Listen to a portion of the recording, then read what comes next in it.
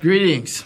If we're going to be effective, not only in trying to effectuate the results of a social impact assessment, but in the whole business of acting and trying to bring about change or modifying or controlling the impact of a particular technology on our culture, we have to learn how to come to consensus in a group. And we all know how important that is in a family, if nothing else, or when you got a group of friends together, because there's always different points of view. And so there's two methods that I'd like to just take a few minutes to talk about that you can look up.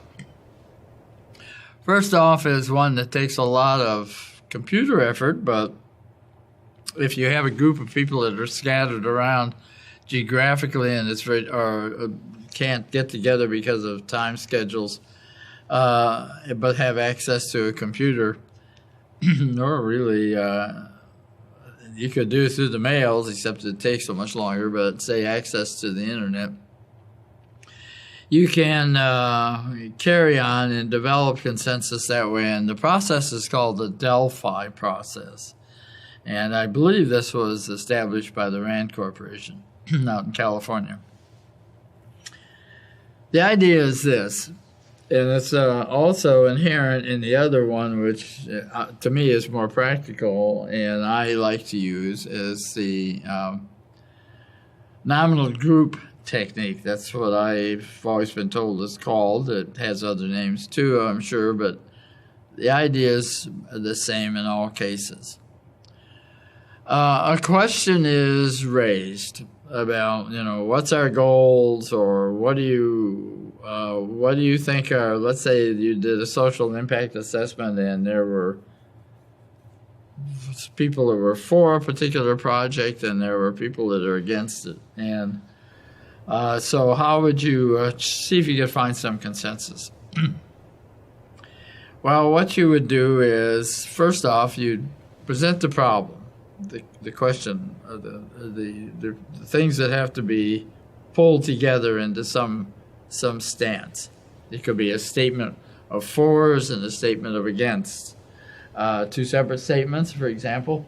Let's just assume that the two groups can't come to a common ground, so they each want to share their own, and we'll do the fors. Well, there'll be some prioritization there that's necessary. And so the idea is each person that's involved in that group presents their idea, their point of view. If we were in the nominal group technique, we'd be sitting around a table or in a room. Each person would get up and state, they'd have so many minutes to state what they wanted, and nobody could argue the point with them. They could ask a question for clarification, and that would be about it. The value of this is, and I can't state this enough, is that it allows everybody to be heard. Because if any of you have had any experiences in group discussions, there are a few people that become dominant in the discussion and a few people that never say anything and a bunch of people in between. And so we don't get the benefit, the equal benefit of the points of view of others. But both in the Delphi and the nominal group technique, everybody is given a chance to make their point. Okay? Then those comments made by each person are put up and available. If it was a computer, you'd have a list of these that you would look at. And it would be on a board or with sticky things that you'd written notes on. And we'd say, okay, what we want to do is prioritize these. Which do we think is the most important and the least important? And at this point, we'll start out with the first thing that the first person said. There's no particular order here of importance. They're all equally important at this point. And everybody can chime in. Well, I like it, I don't like it, these are the reasons why, so on and so forth. And you do that for every one of the points that were brought up by each of the individuals in the group. Of course, some individuals may have a common point, so that you don't have as many as you do as individuals. And the same thing's true in the Delphi. You would write on your computer and send a message in that would be available for all to see relative to that particular point. So you go through all that and you discuss each one of them. Everybody has a chance to chime in. At that point, now that everybody's heard everything, you say, okay, let's reprioritize these points. So you do that. And you can do the same thing all over again. You say, okay, start with around the group, and each person can say why I think this one should be at a certain point, and nobody can argue. You just listen to what they have to say. And at that point, after you've done that, you've done your arguments for and against. Now you're asking everybody individually, how would you prioritize them? And they would tell them. And they can either do that in a secret ballot or however you want to do it. And then what you do is you say, okay, this is the order we have, because now everybody's heard all the arguments. You say, let's reorder them. And you reorder them. And there'll be a distribution of orders. And you say, okay, well, I suppose if you were doing this on the computer or doing it with some computer capability around, you could say, well, let's look at the nature of the distribution, and let's look at, say, the standard deviation or the variance from the mean. And so then you say, well, we've all seen originally what we have. We've seen how everybody thinks now, because we've discussed and argued about each one of them. After hearing them, we've changed our minds and we've reordered. And this is the new order, array of orders.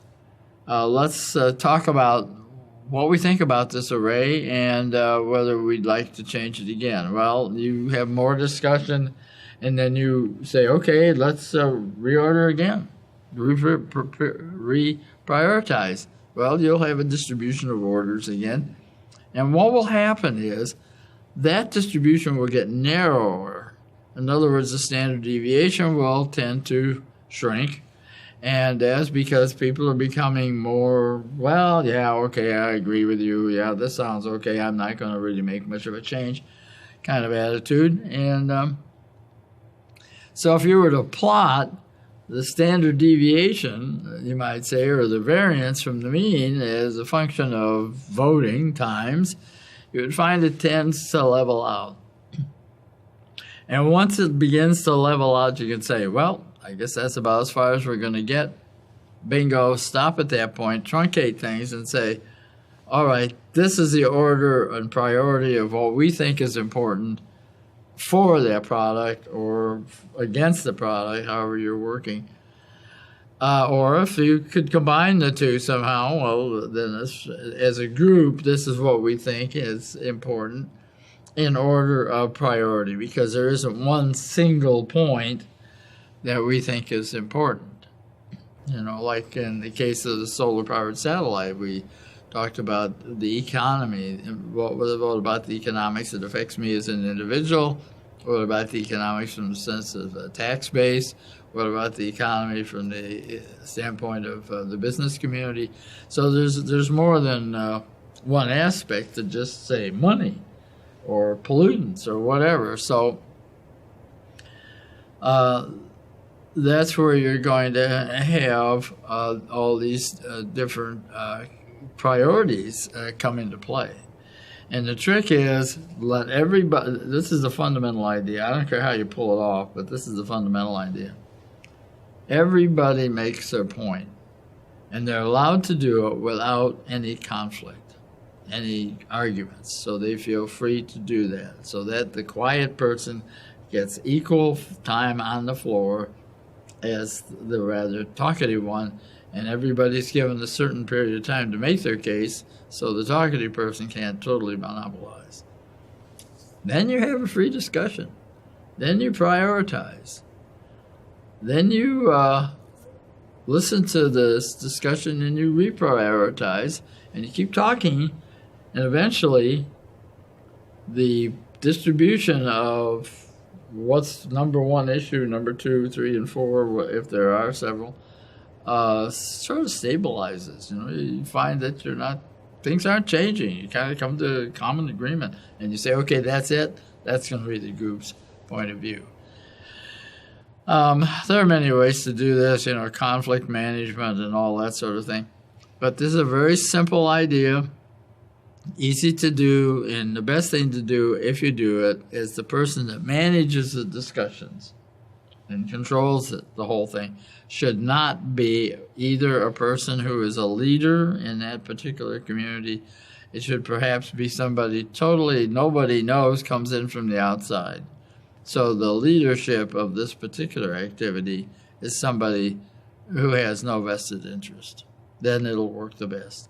As soon as you get somebody that's the leader of the group or has a vested interest, you're going to create more bias because people that work for that person are not going to speak freely about how they feel or whatever the case may be. So that's the idea. Very simple in principle. It could be tricky. It takes skill to carry out, but please dig a little deeper into it if you have an interest in it, and particularly if you're looking for a way to bring about some group consensus.